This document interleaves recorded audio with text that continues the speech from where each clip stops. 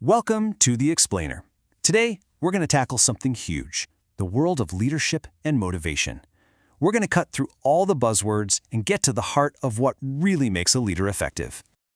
All right, here's our game plan. We're going to walk through 5 key areas. We'll start with the basics, like what even is a leader? And then we'll get into the deep stuff, like the psychology that actually gets a team fired up. So, first things first, let's tackle that big fundamental question. What actually makes someone a leader? Because, it's got to be more than just having a fancy job title, right? I mean, we throw the words manager and leader around like they're the same thing, but are they? Really? Think about it. A manager, they organize tasks, they check boxes, but a true leader, they do something else entirely.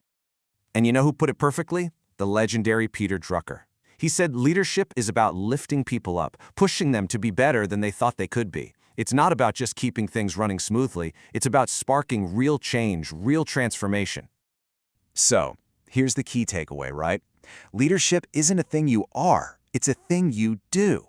It's an action. It's about influencing people, inspiring them, and leading by example, not just sitting back with the title. Okay, so if leadership is an action, that brings up a really old question, maybe the oldest one in this whole field. Are great leaders just born that way, or is it something anyone can learn? Well, for a long time, the thinking was split right down the middle. You had 2 big camps. One was called trait theory, and their whole idea was, hey, you're either born a leader or you're not. It's in your DNA. Then you had the other side, behavioral theory, which said, nope, leadership is just a set of skills, and anyone can learn them. So the trait theory folks, they basically came up with a list. They said, look at all these great leaders throughout history. They all have these things in common. We're talking about things like incredible drive, a real desire to lead, honesty, self-confidence, the stuff you can't really teach. But then the behavioral theorists came in and said, hold on a second. It's not about what you're born with. It's about what you learn to do. They boiled it down to 3 big skills. First, you've got technical skills. You just got to know your stuff. Then human skills. You have to be good with people, right? And finally, conceptual skills, being able to step back and see that big picture. But here's a thought. What if that whole born versus made debate is just the wrong way to look at it? What if the real secret to being a great leader isn't about having one right answer, but about being flexible? And that's exactly where the modern theories come in. They give us a much more, realistic answer. It depends. This is called contingency theory, and the idea is super simple. There is no one-size-fits-all approach to leadership. The best way to lead totally depends on the situation you're in.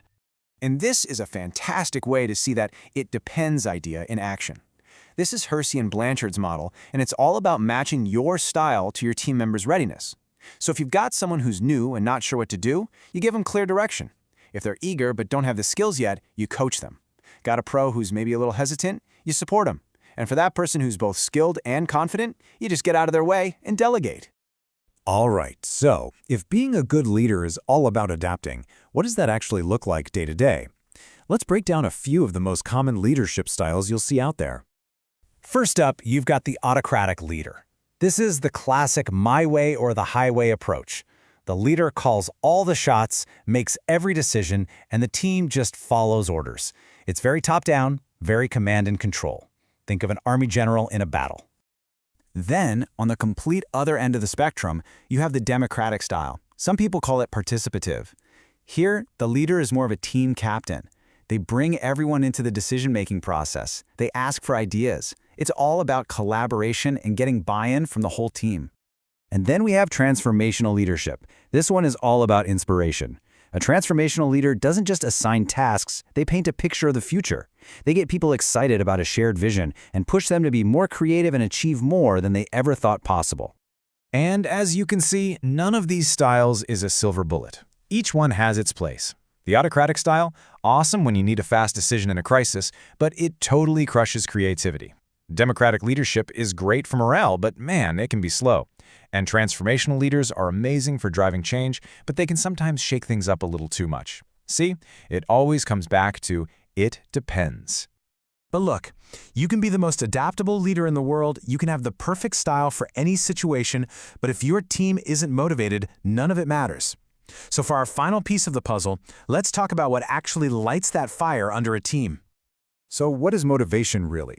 Well, think of it like the engine of the team. It's what gets people's efforts going, keeps them energized, and makes sure they stick with it until they hit a goal. It's got three parts: the direction you're heading, the energy you put in, and the persistence to see it through. And great leaders, they're the ones who know how to turn that engine on. You know, a lot of this comes down to what a leader believes about their people. McGregor had this famous theory about it. He said there are two types of managers. Theory X managers basically assume people are lazy, they hate work, and you have to watch them like a hawk. But Theory Y managers, they assume people actually want to do a good job, that they're creative and self-motivated. And here's the kicker: whichever one you believe, it tends to come true. And Hertzberg's theory adds another really cool layer to this whole motivation thing. He split workplace factors into two buckets. The first he called hygiene factors. These are things like your salary, job security, company rules. Now, having these things doesn't necessarily make you love your job, but not having them, oh, you will definitely be unhappy. They just prevent dissatisfaction. The real good stuff, the motivators, are things like feeling a sense of achievement, getting recognition, or doing work that feels important. That's what actually gets people excited to come to work. So after all that, what are the big takeaways? Let's boil it down. Number 1, leadership is a verb, not a noun. It's what you do, not the title you have. Number 2, the best leaders are adaptable. They don't have one style, they have a whole toolkit. And finally, you absolutely cannot be an effective leader if you don't get what makes people tick. So, we're going to leave you with a final thought, a question to chew on. Knowing everything we've talked about, that leadership isn't some magical trait you're born with, but a choice you make every single day, what kind of leader are you going to be? All this theory, it's just the roadmap. It's up to you to actually drive.